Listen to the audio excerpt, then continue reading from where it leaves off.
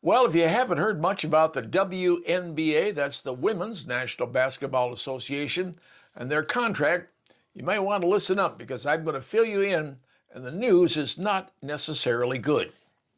Where it stands is this. The owners, after months and months of trials, tribulations, back and forth, have finally sent a letter to the negotiators from the Women's Association, the Women's Union, saying you have till March the 10th. That's roughly a couple of weeks, March the 10th, to either sign or sit down. Now, what they've said is this. You either sign the deal by March the 10th or, well, we're going to have a lockout. There will be no season, or the season will be drastically adjusted, which means season won't start on time, they'll lose games, they'll lose revenue. And frankly, the owners of the WNBA are saying, we're tired of this stuff. We've been losing money for the last 29 years. We could stand to make some money right now, or else we could just say the heck with the entire thing and just end it. Now, Players Association have to decide what they're going to do. And in case you didn't know it, many of the women in this particular league, in this union, are becoming very, very irritated. You see, there's been an offer on the table. The WNBA, they're saying, well, here's what we want. The biggest thing they want right now is 27.5% of gross revenue. That means all the money they take in. Ticket sales, broadcast rights, everything. Everything they take in, the women want 27.5% off the top.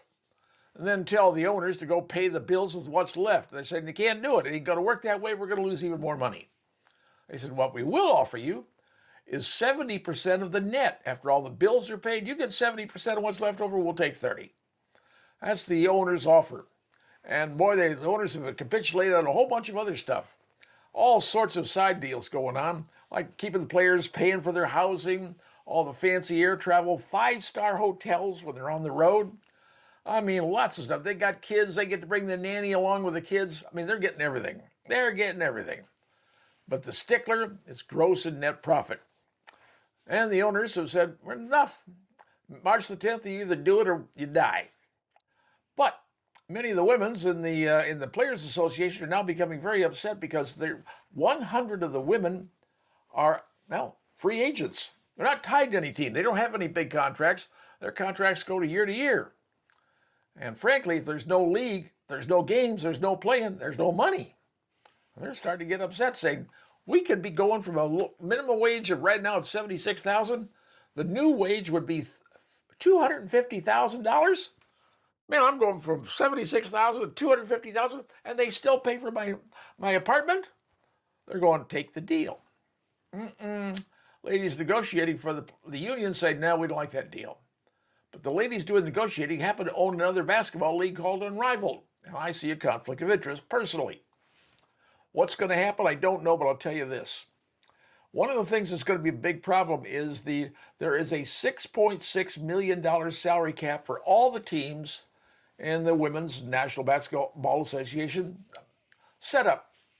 Every team could spend $6.5 million on their lineup.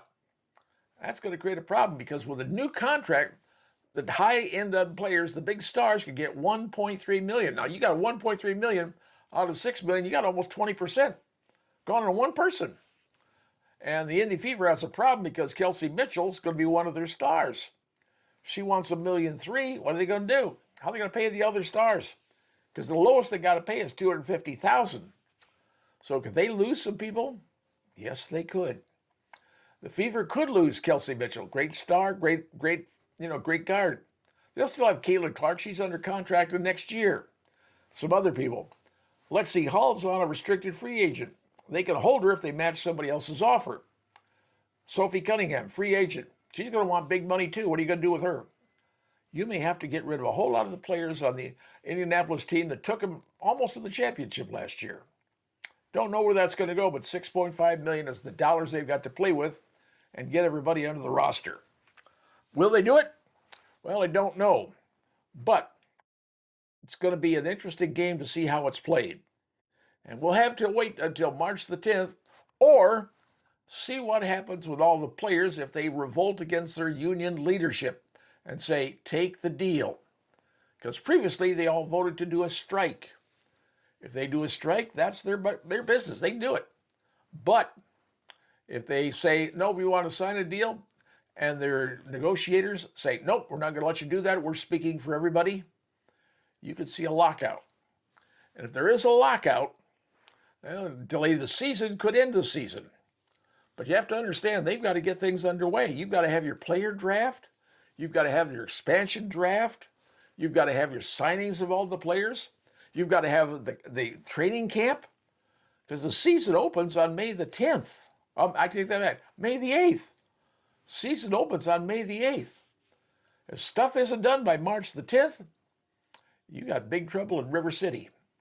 So let's see where it all goes. But right now, you could see, yes, players deciding to sign, or no, deciding to strike, or even worse, the owners say, we're locking you out because we are tired of this and we are done. That, my friends, could be the end of the WNBA as we know it. Will that happen? One would hope not, but now you know.